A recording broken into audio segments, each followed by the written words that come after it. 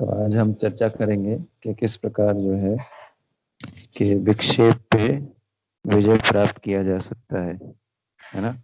विक्षेप पे किस प्रकार से विजय प्राप्त किया जा सकता है, इस पे हम चर्चा करेंगे। हाँ, तो जैसे कोई हरे कृष्ण महामंत्र का जप करता है ना, तो उसको कभी ये नहीं सोचना चाहिए, अधीर नहीं होना चाहिए, है ना, कि मुझे ये करना है अथवा मुझे वहां जाना है।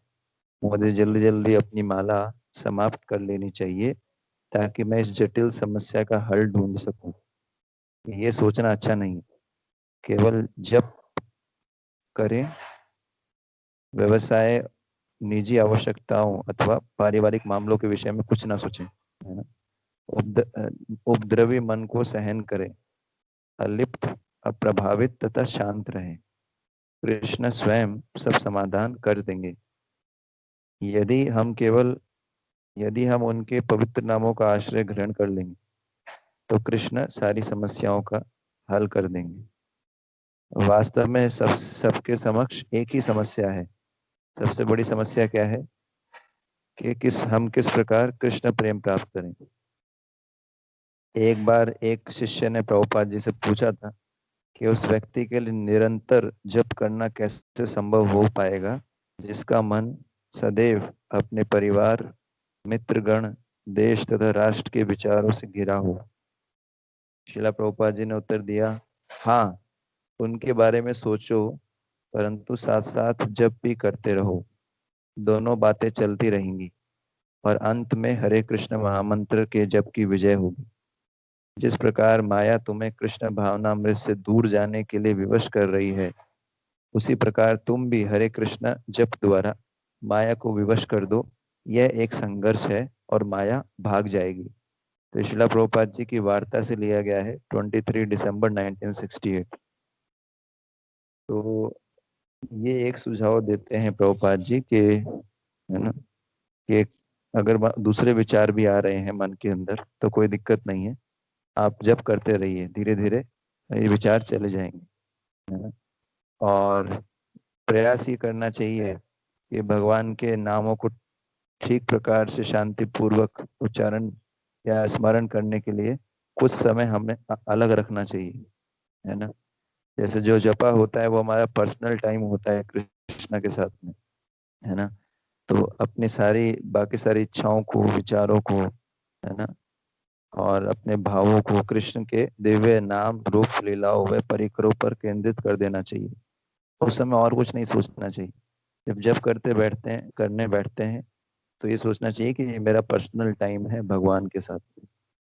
इसलिए जो है एकाग्र जप जो होता है, एकाग्रता से किया गया जप, वो भगवान को प्रसन्न करता है और सब समस्याओं का हल कर देता है ना। इसलिए इस गोपाल कृष्ण गोसाई महाराज बोलते हैं, है ना, chanting is not the solution, attentive chanting is the solution.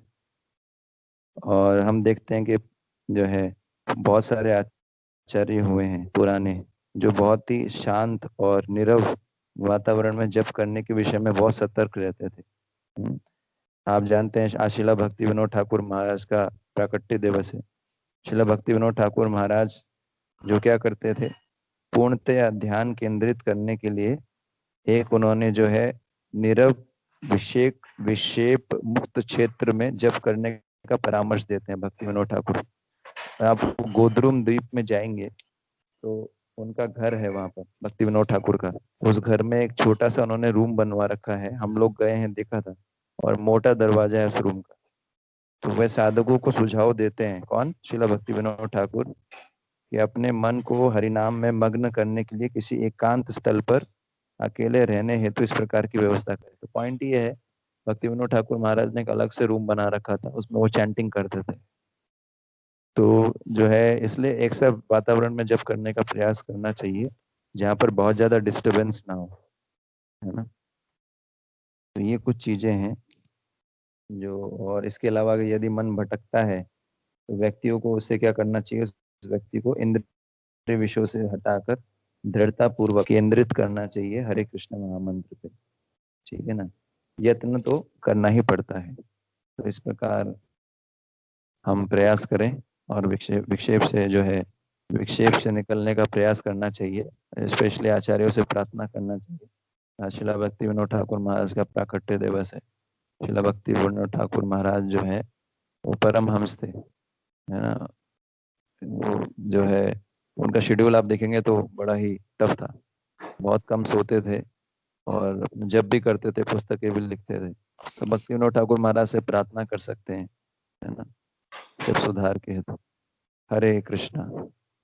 Jagat Guru शिला प्रभुपाद की जय। निताई गौर प्रेमानंदे। हरि हरि बोल।